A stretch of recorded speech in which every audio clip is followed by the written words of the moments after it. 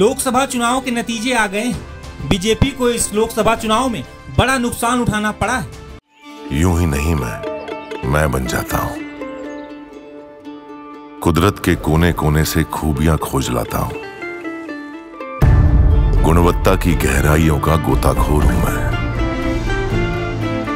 यूं ही नहीं मैं रजनीगंधा बन जाता हूं। बीजेपी ने जहां 240 लोकसभा सीटों पर जीत दर्ज की है, वहीं बीजेपी के नेतृत्व में एनडीए गठबंधन ने बहुमत के आंकड़े को पार कर लिया है।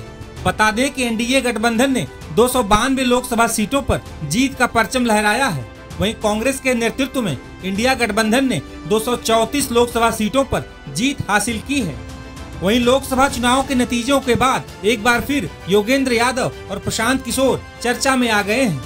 दरअसल लोकसभा चुनाव में बीजेपी की सीटों को लेकर योगेंद्र यादव और प्रशांत किशोर ने कई दावे किए थे। योगेंद्र यादव और प्रशांत किशोर के दावे ने जमकर सुर्खियां भी बटोरी थीं। बता दें कि बीजेपी लोकसभा चुनाव के दौरान एनडीए गठबंधन के लिए अब की बार 400 पार का नारा दे रही थी। लोकसभा चुनाव खत्म होने से पहले कई राजनीतिक जानकारों की ओर से सीटों को लेकर भविष्यवाणी भी की गई थी। इस बीच योगेंद्र यादव ने भी एक इंटरव्यू के दौरान चुनावी रणनीतिकार प्रशांत किशोर के उस दावे पर सवाल उठाया था, जिनमें उन्होंने कहा था कि लोकसभा चुनाव में बीजेपी 303 या उससे अधिक सीटों पर जीत दर्ज कर सकती है।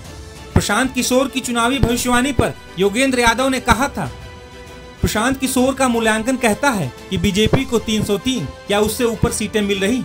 मेरा मूल्यांकन है कि बीजेपी को इस लोकसभा चुनाव में 272 से कम सीटें आएंगी। सीटों को लेकर हम दोनों के मूल्यांकन में अंतर है। इसके साथ ही योगेंद्र यादव ने यह भी कहा था कि प्रशांत किशोर की 2-3 बातों से मेरी असहमति है। उन्होंने एक बात सही कही है कि एक इलाका है जहां बीजेपी के वोट बढ़ेंगे तो कहीं पर बीजेपी के वोट घटेंगे। मैं भी ये बात करता हूं। प्रशांत किशोर कहते हैं कि जहां बीजेपी की सीट बढ़ेगी वहां 15-20 सीटें बढ़ जाएंगी और बाकी जगहों पर 50 सीटों पर नुकसान नहीं होगा। ये गणित मेरी समझ से बाहर है, इसे लेकर मैं असहमत हूँ। बता दें कि 1 जून को लोकसभा चुनाव के आखिरी चरण की वोटिंग खत्म होने के बाद आए एग्जिट पोल के आंकड़ों ने राजनीतिक विश्लेषकों को हैरान कर दिया था। कई एग्जिट पोल में एनडीए को 400 के आंकड़े तक पहुंचता दिखाया गया था, तो कई में बीजेपी गठबंधन को 350 के करीब सीटें मिलने का अनुमान लगाया गया था। हालांकि चुनाव नतीजे अधिकांश एग्जिट पोल के अनुमानों के उलट आए हैं। बता दें कि इस लोकसभा चुनाव में समाजवादी पार्टी, कांग्रेस और टीएमसी ने काफी अच्छा प्रदर्शन किया है। यही कारण है कि बीजेपी की सीटें यूपी, बंगाल और राजस्थान में कम हो गई हैं। टाइम्स नाउ नव भारत डिजिटल की रिपोर्ट।